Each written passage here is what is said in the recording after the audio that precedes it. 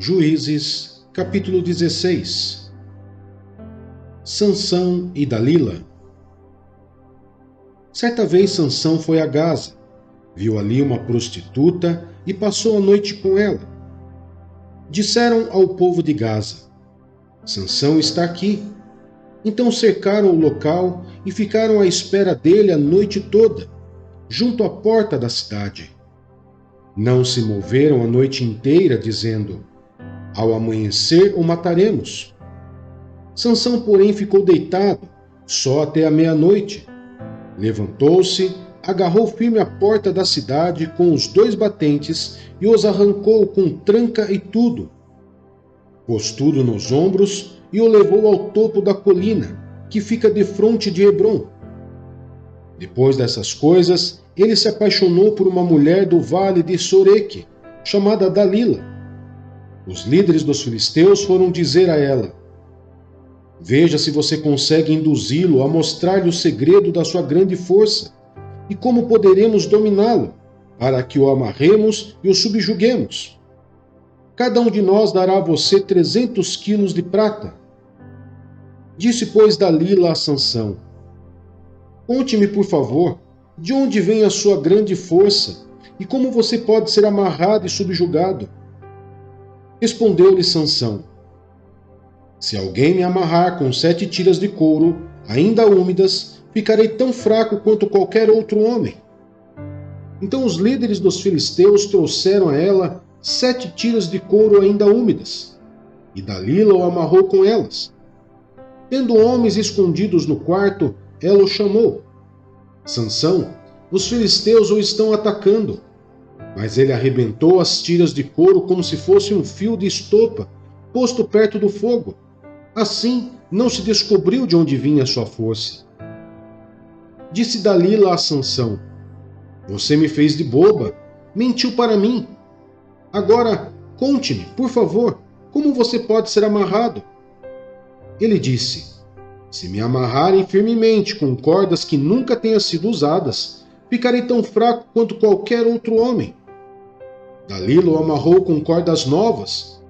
Depois, tendo homens escondidos no quarto, ela o chamou: Sansão, os filisteus o estão atacando. Mas ele arrebentou as cordas de seus braços como se fosse uma linha. Disse Dalila a Sansão: até agora você me fez de bobo e mentiu para mim. Diga-me como pode ser amarrado. Ele respondeu: se você tecer num pano as 7 tranças da minha cabeça e o prender com uma lançadeira, ficarei tão fraco quanto qualquer outro homem. Assim, enquanto ele dormia, Dalila teceu as 7 tranças da sua cabeça num pano e o prendeu com a lançadeira. Novamente ela o chamou: Sansão, os filisteus o estão atacando.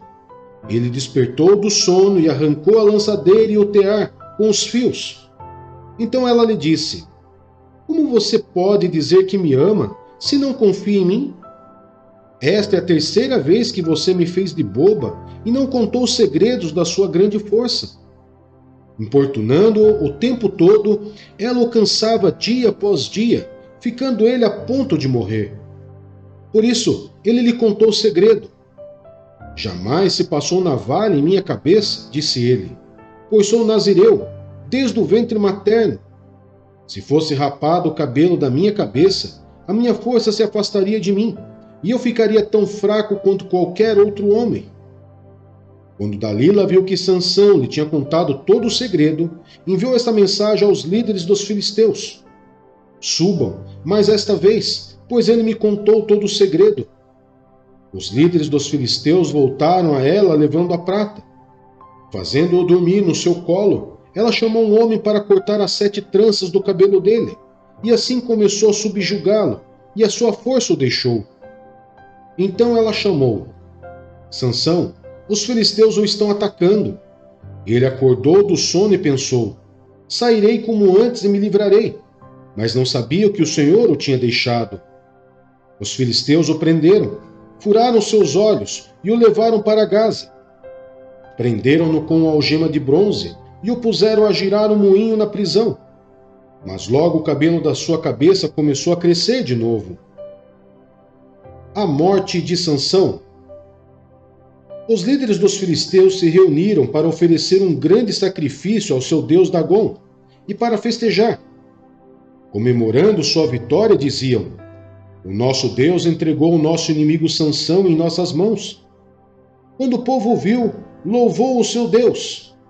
O nosso Deus nos entregou. O nosso inimigo, o devastador da nossa terra, aquele que multiplicava os nossos mortos. Com um coração cheio de alegria, gritaram: tragam-nos Sansão para nos divertir. E mandaram trazer Sansão da prisão, e ele os divertia. Quando o puseram entre as colunas, Sansão disse ao jovem que o guiava pela mão: ponha-me onde eu possa palpar as colunas que sustentam o templo, para que eu me apoie nelas. Homens e mulheres lotavam o templo. Todos os líderes dos filisteus estavam presentes, e no alto, na galeria, havia cerca de 3.000 homens e mulheres vendo Sansão que os divertia. E Sansão orou ao Senhor: ó soberano Senhor, lembra-te de mim. Ó Deus, eu te suplico, dá-me forças mais uma vez, e faz com que eu me vingue dos filisteus por causa dos meus 2 olhos. Então Sansão forçou as 2 colunas centrais sobre as quais o templo se firmava. Apoiando-se nelas, tendo a mão direita numa coluna e a esquerda na outra, disse: que eu morra com os filisteus. Em seguida, ele as empurrou com toda a força, e o templo desabou sobre os líderes e sobre todo o povo que ali estava.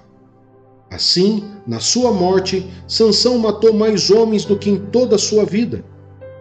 Foram então os seus irmãos e toda a família do seu pai para buscá-lo. Trouxeram-no e o sepultaram entre Zorá e Estaol, no túmulo de Manoá, seu pai. Sansão liderou Israel durante 20 anos.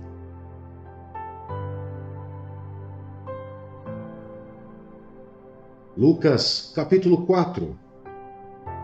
A tentação de Jesus. Jesus, cheio do Espírito Santo, voltou do Jordão e foi levado pelo Espírito ao deserto, onde durante 40 dias foi tentado pelo diabo. Não comeu nada durante esses dias e ao fim deles teve fome. O diabo lhe disse: se és o Filho de Deus, manda esta pedra transformar-se em pão. Jesus respondeu: está escrito, nem só de pão viverá o homem. O diabo levou-o a um lugar alto e mostrou-lhe no relance todos os reinos do mundo. Ele disse: eu te darei toda a autoridade sobre eles e todo o seu esplendor, porque me foram dados e posso dá-los a quem eu quiser. Então, se me adorares, tudo será teu. Jesus respondeu: está escrito, adore o Senhor, o seu Deus, e só a ele preste culto. O diabo o levou a Jerusalém, colocou-o na parte mais alta do templo e lhe disse: se és o Filho de Deus, joga-te daqui para baixo, pois está escrito, ele dará ordens a seus anjos a seu respeito, para o guardarem. Com as mãos eles o segurarão, para que você não tropece em alguma pedra. Jesus respondeu: dito está, não ponha à prova o Senhor, o seu Deus. Tendo terminado todas essas tentações, o diabo o deixou até a ocasião oportuna. Jesus é rejeitado em Nazaré. Jesus voltou para a Galiléia no poder do Espírito, e por toda aquela região se espalhou a sua fama. Ensinava nas sinagogas e todos o elogiavam. Ele foi a Nazaré, onde havia sido criado, e no dia de sábado entrou na sinagoga como era de costume. E levantou-se para ler. Foi-lhe entregue o livro do profeta Isaías. Abriu-o e o encontrou o lugar onde está escrito: o Espírito do Senhor está sobre mim, porque ele me ungiu para pregar boas novas aos pobres. Ele me enviou para proclamar liberdade aos presos e recuperação da vista aos cegos, para libertar os oprimidos e proclamar o ano da graça do Senhor. Então ele fechou o livro, devolveu-o ao assistente e assentou-se. Na sinagoga, todos tinham os olhos fitos nele, e ele começou a dizer-lhes: Hoje se cumpriu a escritura que vocês acabaram de ouvir.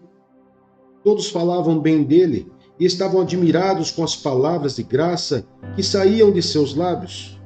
Mas perguntavam: Não é este o filho de José? Jesus lhes disse: É claro que vocês me citarão este provérbio: Médico, cura-te a ti mesmo. Faze aqui em tua terra o que ouvimos que fizeste em Cafarnaum.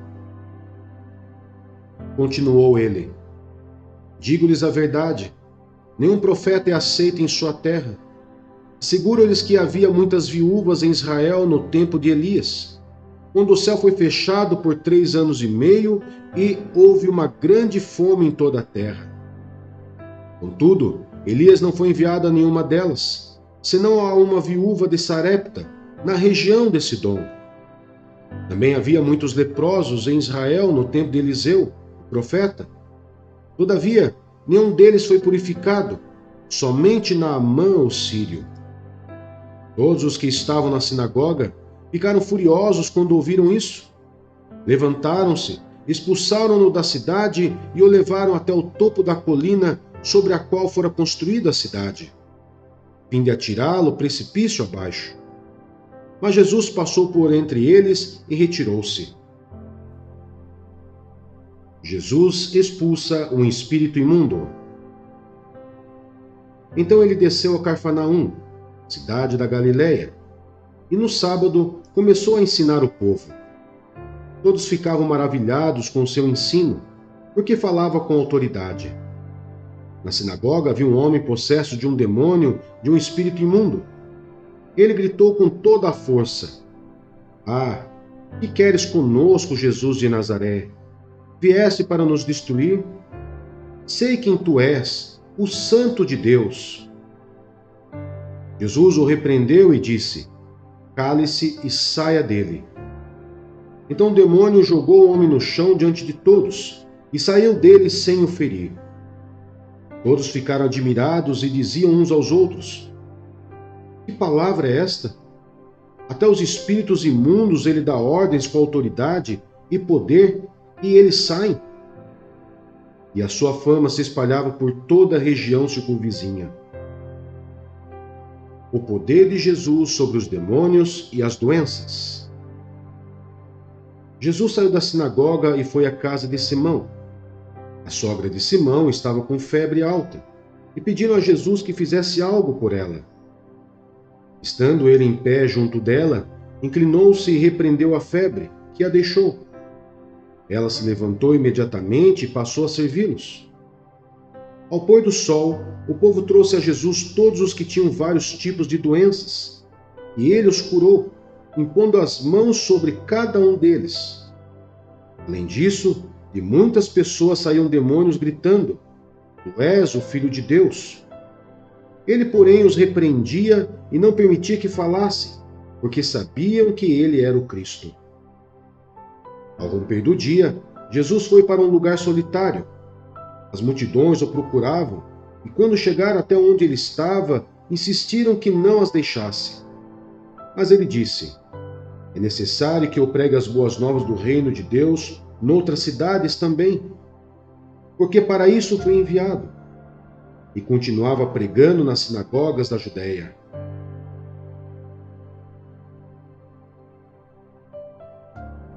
Jeremias, capítulo 33. Promessa de restauração. Jeremias ainda estava preso no pátio da guarda quando o Senhor lhe dirigiu a palavra pela segunda vez. Assim diz o Senhor, que fez a terra, o Senhor que o formou e afirmou: Seu nome é Senhor. Clame a mim e eu responderei, e lhe direi coisas grandiosas e insondáveis que você não conhece. Porque assim diz o Senhor, o Deus de Israel, a respeito das casas dessa cidade e dos palácios reais de Judá, que foram derrubados para servirem de defesa contra as rampas de cerco e a espada, na luta contra os babilônios. Elas ficarão cheias de cadáveres dos homens que matarei no meu furor, Ocultarei desta cidade o meu rosto por causa de toda a sua maldade. Todavia, trarei restauração e cura para ela. Curarei o meu povo e lhe darei muita prosperidade e segurança. Mudarei a sorte de Judá e de Israel, e os reconstruirei como antigamente. Eu os purificarei de todo o pecado que cometeram contra mim, e perdoarei todos os seus pecados de rebelião contra mim. Então Jerusalém será para mim uma fonte de alegria, de louvor e de glória, diante de todas as nações da terra que ouvirem acerca de todos os benefícios que faço por ela. Elas temerão e tremerão diante da paz e da prosperidade que eu lhes concedo. Assim diz o Senhor: vocês dizem que esse lugar está devastado e ficará sem homens nem animais. Contudo, nas cidades de Judá e nas ruas de Jerusalém, que estão devastadas, desabitadas, sem homens nem animais, mais uma vez se ouvirão as vozes de júbilo e de alegria, do noivo e da noiva, e as vozes daqueles que trazem ofertas de ação de graças para o templo do Senhor, dizendo: deem graças ao Senhor dos Exércitos, pois Ele é bom, o seu amor dura para sempre. Porque eu mudarei a sorte desta terra como antigamente, declara o Senhor. Assim diz o Senhor dos Exércitos: neste lugar desolado, sem homens nem animais, haverá novamente pastagens onde os pastores farão descansar os seus rebanhos, em todas as suas cidades, tanto as cidades dos montes, de Cefelá, do Neguebe e do território de Benjamim, como nos povoados ao redor de Jerusalém e nas cidades de Judá. Novamente passarão ovelhas sob as mãos daquele que as conta, diz o Senhor. Dias virão, declara o Senhor, em que cumprirei a promessa que fiz à comunidade de Israel e à comunidade de Judá. Naqueles dias e naquela época, farei brotar um renovo justo da linhagem de Davi. Ele fará o que é justo e certo na terra. Naqueles dias, Judá será salva e Jerusalém viverá em segurança. E este é o nome pelo qual ela será chamada: o Senhor é a nossa justiça. Porque assim diz o Senhor: Davi jamais deixará de ter um descendente que se assente no trono de Israel. Nem os sacerdotes, que são levitas, deixarão de ter descendentes que esteja diante de mim, para oferecer continuamente holocaustos, queimar ofertas de cereal e apresentar sacrifícios. O Senhor dirigiu a palavra a Jeremias. Assim diz o Senhor: se vocês puderem romper a aliança com o dia e a minha aliança com a noite, de modo que nem o dia, nem a noite aconteçam no tempo que lhes está determinado, então poderá ser quebrada a minha aliança com o seu servo Davi. E neste caso, ele não mais terá um descendente que reine no seu trono. E também será quebrada a minha aliança com os levitas, que são sacerdotes e que me servem. Farei os descendentes do meu servo Davi e os levitas, que me servem, tão numerosos como as estrelas do céu, e incontáveis como a areia das praias do mar. O Senhor dirigiu a palavra a Jeremias. Você reparou que essas pessoas estão dizendo que o Senhor rejeitou os 2 reinos que tinha escolhido? Por isso desprezam o meu povo e não mais o consideram como nação. Assim diz o Senhor: se a minha aliança com o dia e com a noite não mais vigorasse, se eu não tivesse estabelecido as leis fixas do céu e da terra, então eu rejeitaria os descendentes de Jacó e do meu servo Davi, e não escolheria um dos seus descendentes para que governasse os descendentes de Abraão, de Isaque e de Jacó. Mas eu restaurarei a sorte deles e lhes manifestarei a minha compaixão.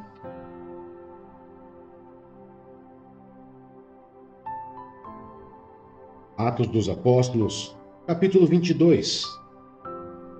Irmãos e pais, ouçam agora a minha defesa. Quando ouviram que eles falavam em aramaico, ficaram em absoluto silêncio. Então Paulo disse: sou judeu, nascido em Tarso da Cilícia, mas criado nessa cidade. Fui instruído rigorosamente por Gamaliel na lei dos nossos antepassados, sendo tão zeloso por Deus quanto qualquer de vocês hoje. Persegui os seguidores deste caminho até a morte, prendendo tanto homens como mulheres e lançando-os na prisão. Como podem testemunhar o sumo sacerdote e todo o sinédrio. Deles cheguei a obter cartas para seus irmãos em Damasco e fui até lá, a fim de trazer essas pessoas a Jerusalém como prisioneiras para serem punidas. Por volta do meio-dia, eu me aproximava de Damasco quando de repente uma forte luz vinda do céu brilhou ao meu redor.